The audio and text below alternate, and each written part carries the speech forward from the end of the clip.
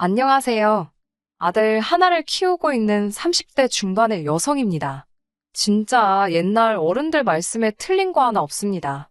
한쪽이 기우는 결혼하면 안 되고 염치를 모르는 사람은 상종을 하면 안 된다는 그 말, 제가 진짜 직접 배우고 깨달았네요. 처음 남편을 알게 된 건 일 때문이었어요. 당시 저는 온라인 쇼핑몰을 운영하고 있었고 중국과 일본 쪽으로 사업을 확장하려고 백방으로 뛰어다니던 때였지요. 주변에서는 저에게 굳이 사서 고생이라며 저를 말리기도 했지만 제가 원래 일에 대해선 욕심이 많거든요. 결국 보다 못한 지인이 지금의 남편을 소개해주겠다 했습니다. 무역회사에서 오래 일했으니 어쩌면 도움이 될지도 모르겠다면서요. 사실 남편이 하는 일은 제가 생각하는 것과는 많이 달랐습니다. 저는 처음부터 알고 있었고요. 하지만 지인의 마음 씀씀이가 너무 고마웠기에 남편을 소개받기로 했지요. 하지만 그렇게 만나게 된 남편은 정말 괜찮은 사람이었습니다. 한 번만 만나고 헤어지기엔 아쉬울 만큼이요. 이후로 남편과 저는 누가 봐도 쓸데없는 이유를 만들어내면서 연락을 하고 저녁 식사를 하고 어떻게든 자리를 만들어가며 서로를 알아갔지요. 그렇게 한 달 반쯤 지나갈 무렵 남편이 정식으로 사귀자고 하면서 연인 사이가 되었습니다. 어느 다른 연인들처럼 때로는 말다툼도 했지만 전반적으론 평범한 연애를 했어요. 게다가 저나 남편이나 이미 30대 중반을 향해 달려가고 있었기 때문에 가벼운 마음만으로 만나는 사이는 아니었습니다. 사귄 지 1년이 넘어가면서부터는 결혼에 대한 이야기도 자연스레 나눌 만큼 서로를 진지하게 생각하고 있었거든요.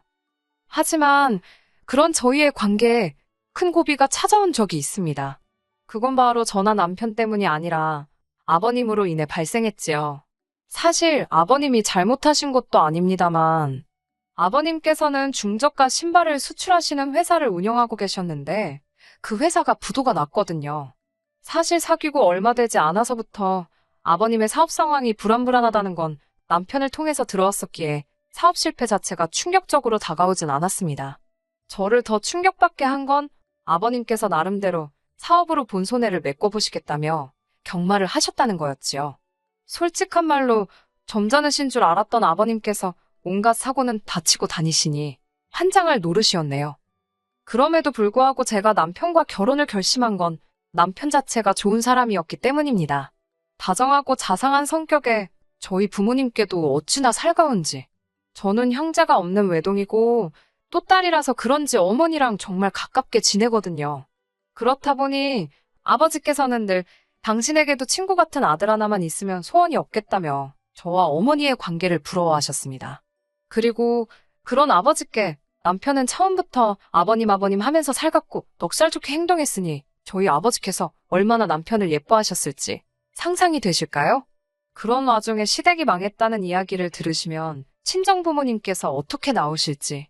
솔직히 남편에게 말은 안 했지만 제가 속앓이를 정말 많이 했네요.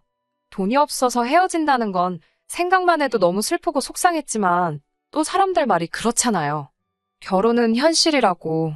하지만 막상 시댁 이야기를 들으신 저희 부모님께서는 사업을 하다 보면 별의별 일이 다 있는 거라면서 오히려 남편을 다독여 주셨지요.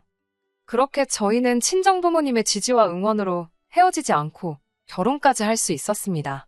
그리고 결혼식을 올릴 무렵에는 제 사업도 어느 정도 자리를 잡아가고 있었고요. 여러모로 경사가 많았습니다. 게다가 친정아버지께서는 저희더러 일단 당신이 소유하고 있는 40평대 아파트에 들어와 살 수 있게 해주셨어요.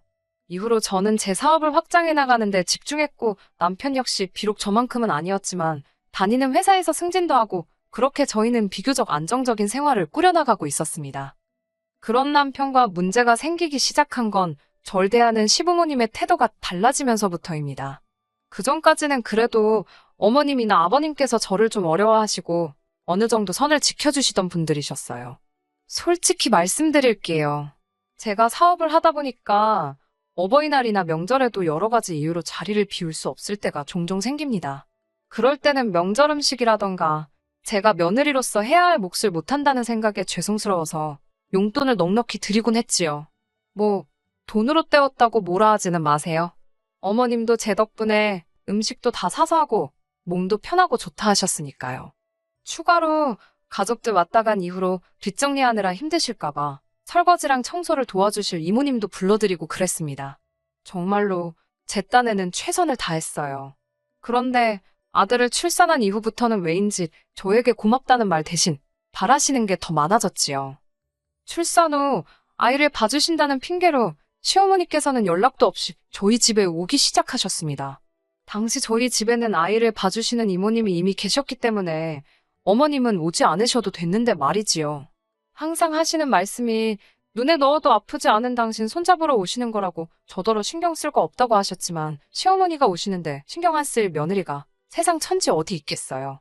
그리고 문제는 어머님이 오셔서는 아이 봐주시는 이모님을 무슨 당신 수발 들어주는 사람이라 착각을 하셨는지 하대를 하셨던 모양이에요. 며느리인 제가 월급을 주니 이 정도는 시켜도 되는 거 아니냐 하시면서 당신 잔심부름을 시키시더랍니다. 심지어 한 번은 점심때 오셔서는 뜬금없이 콩국수가 드시고 싶다며 콩물을 직접 만들라고 하셨다는데 이모님이 얼마나 당황스럽고 화가 나셨겠어요. 결국 이모님이 관둔다 어쩐다 하시는데 정말 죄송스럽더라고요. 솔직히 믿을 만한 이모님 구하는 게 쉬운 일이 아니잖아요. 인기 많으신 분들은 대기를 걸어도 될까 말까한 상황인데 말이에요. 결국 어머님 덕분에 한 달에 50만 원씩 더 드리고 쉬는 날도 하루 더 드리는 조건으로 이모님을 붙잡을 수 있었습니다. 이모님을 자르고 아예 어머님께 손자를 봐달라고 부탁을 드리는 것도 제가 생각을 안 해본 건 아니지요. 하지만 저희 어머님이요. 손자 보고 싶어서 저희 집에 오시는 거라 했지만 실상은 그게 아니었습니다. 언젠가부터 걸핏하면 당신이 사시는 집은 좁고 바로 앞에 또 다른 아파트가 있어서 경관도 없고 답답하다는 말을 입에 달고 다니셨어요. 그러면서 몇 번 합가 이야기를 꺼내기도 하셨고요. 근데 그 이야기가 저한테 씨알도 안 먹히니까 나중에는 저희 집에 오실 때마다 자꾸 당신 짐을 조금씩 갖다 두시지를 않나. 졸려서 도저히 집에 못 가시겠다고 주무시고 간다고 우기시질 않나. 심지어 한 번은 어머님이 당신 친구분을 저에게 말도 없이 데리고 오셔서는 당신 아들이 산 집이라고 자랑을 하시더랍니다. 이모님은 집안일 해주는 여자라고 소개하셨고요. 이것도 그때 이모님이 관둔의 만에 소리가 나오면서 알게 된 사실이었습니다. 결국 사람 불러서 어머님이 그동안 사부작사부작 옮겨놓으신 짐들 한 번에 다 빼서 시댁으로 보내드렸어요. 그리고 앞으로 저희 집에 오실 때는 무조건 저랑 통화하고 이후에 찾아오시는 걸로 이야기를 마무리 짓긴 했지만 아시겠지요? 제가 왜 어머님께 제 아들을 맡길 수가 없었는지요. 그래도 여기까지는 장가 잘 간 아들 둔 어머님의 귀여운 허세라고 이해해드렸습니다. 하지만 어머님의 음흉한 속내를 알고 나니까 더 이상은 한가족으로 살 수가 없겠다는 확신이 들더군요. 빚 때문에 파산 신고까지 하신 아버님이 경제활동을 하시는 건 불가능했습니다. 그리고 저희 어머님은 원래 평생 일이란 걸 해본 적이 없으신 분이셨고요. 뻔히 시부모님이 소득이 없다는 걸 알면서 모른 채 할 수가 없었습니다. 만약 제가 저 하나 먹고 살기도 빠듯했다면 모르겠지만 그런 상황도 아니었으니까요. 그래서 결혼 초부터 남편이 본인 월급에서 80만 원 정도는 시댁에 드리고 있는 걸 어렴풋이 눈치는 채고 있었습니다만 저 또한 50에서 100만 원 정도 매달 보내드리고 있었어요. 아깝다고 생각해 본 적은 없습니다. 시부모님이 평안하셔야 남편도 스트레스를 덜 받을 거고 모든 게 사랑하는 남편을 위한 길이라 여겼으니까요.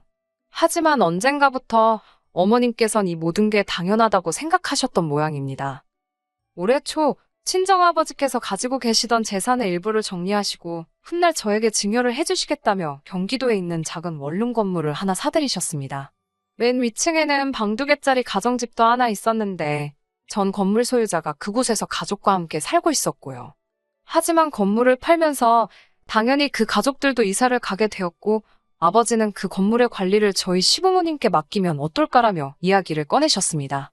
건물 관리라 해봤자 사실 실질적인 치안이나 보안 문제는 경비업체가 하고 있었고 청소하러 오는 회사도 따로 있었기 때문에 시부모님께서 고생하실 일은 전혀 없었거든요. 그러니까 요즘 젊은 사람들 말로 치자면 꿀 같은 아르바이트였지요. 저는 친정아버지의 배려에 너무 감사했고 시부모님도 좋아하실 거라는 확신이 있었습니다.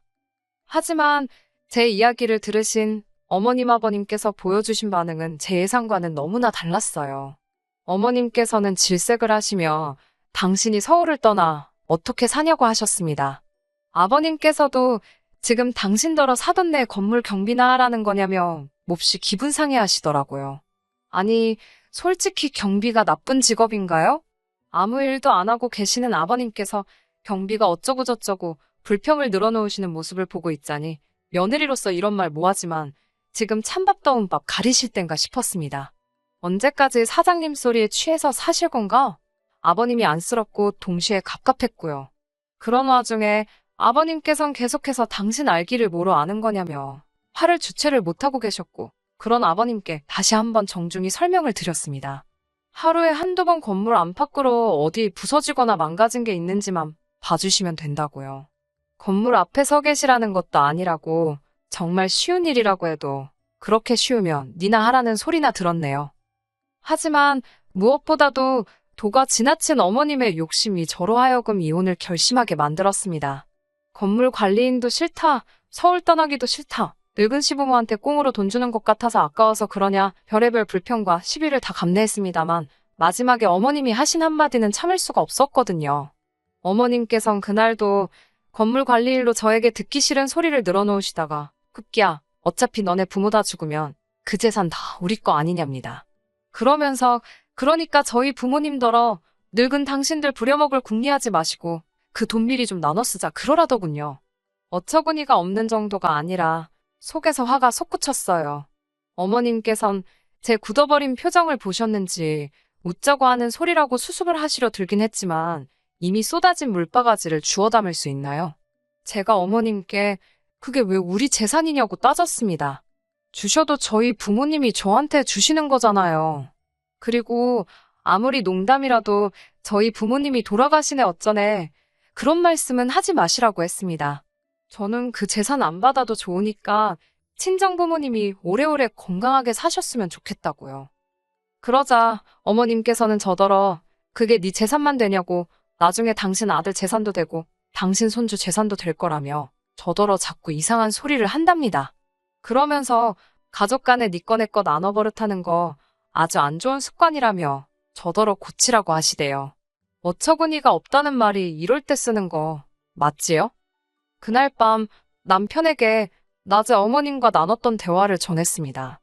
저는 당연히 남편이 제 편을 들어줄 거라 생각했어요.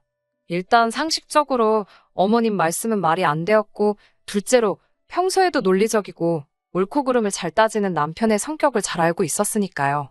하지만 남편의 반응은 정말 뜻밖이었습니다. 남편은 아무래도 시부모님께서 사업이 망한 이후로 자격지심이 생기셨는지 예전보다 더 돈에 집착을 하시게 된 것 같다면서도 저한테 왜 자꾸 시부모님을 돈으로 자극하냐 했습니다. 시부모님께서 기어이 돈 때문에 며느리한테 굽신거리는 걸 봐야겠냐면서요. 황당하고 어이가 없었지요.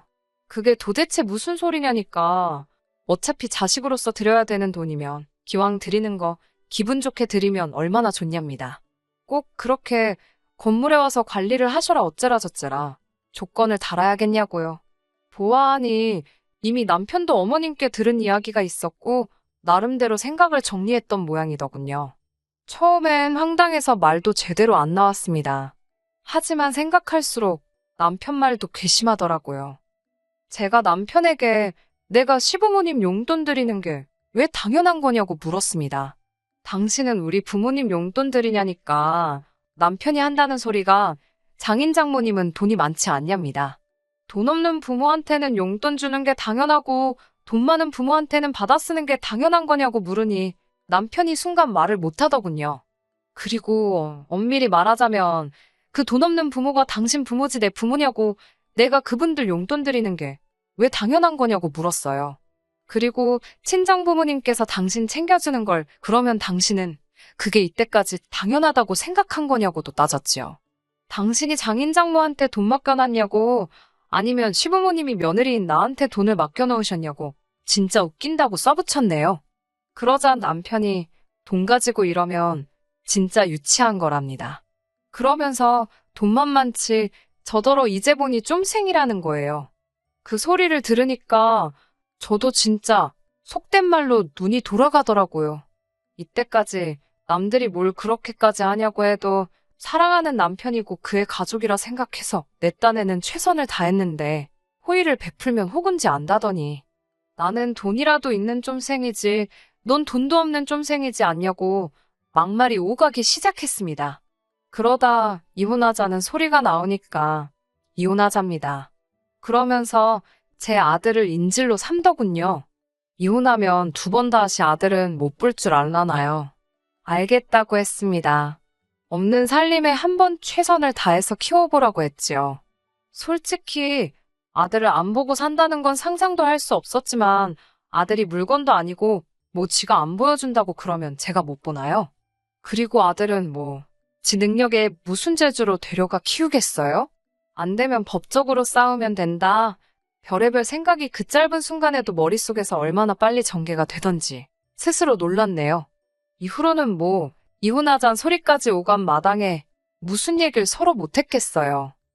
그 일이 있고 나서 남편은 시댁으로 들어갔고 시댁은 한바탕 난리가 났습니다. 어머님이 쫓아오셔서는 저더러 미안하다고 사과를 하시던데요. 이혼은 무슨 이혼이냐면서 당신이 그냥 웃자고 한 소리에 제가 그렇게 신경을 쓸 줄은 몰랐답니다. 하지만 떠난 버스가 뒤에서 울고불고 한다고 돌아오는 적이 있던가요? 이미 제 마음은 다 떴고 남편도 시부모님도 큰 짐짝처럼 여겨질 뿐이었지요. 결국 양육권은 제가 갖는 조건으로 합의 이혼하게 되었습니다. 법적으로 다투면 결국 가져올 수 있는 양육권이었지만 그렇게 남편과 지지부지하게 얽히기 싫어서 제가 남편에게 양육비 달라는 소리를 안 하는 조건으로 양육권 포기시켰습니다. 너무 쉽게 양육권을 포기하는 그 모습을 보고 실망과 동시에 이혼하길 잘했다는 안도감이 들더군요. 지금 저는 친정부모님과 함께 살고 있습니다. 저희 부모님께서 아이 양육을 도와주고 계시고 저는 계속해서 사업을 키워나가는 중입니다. 전 남편이 된 그 인간은 어떻게 지내냐고요? 지가 모아뒀던 돈, 집 부모랑 같이 갉아먹으며 살고 있겠지요. 자동차도 저희 회사 차 끌고 다니다가 이혼하면서 저한테 내놨으니 에휴 차도 없겠네요. 하여튼 사람들은 왜 가진 것에 만족할 줄을 모르는지 이해가 안 됩니다. 욕심부리다가 본전도 못 찾는다는 속담이 뭐가 있었던 것 같은데 기억이 안 나네요. 아무튼 이제 각자 갈 길이나 가면 되는 거 아니겠어요? 저는 저대로 아들과 함께 즐겁게 살아보렵니다. 끝까지 들어주셔서 감사합니다. 오늘의 사연은 여기까지입니다. 구독과 좋아요, 알람 설정 부탁드리고 더 좋은 사연으로 다시 찾아뵙겠습니다. 감사합니다.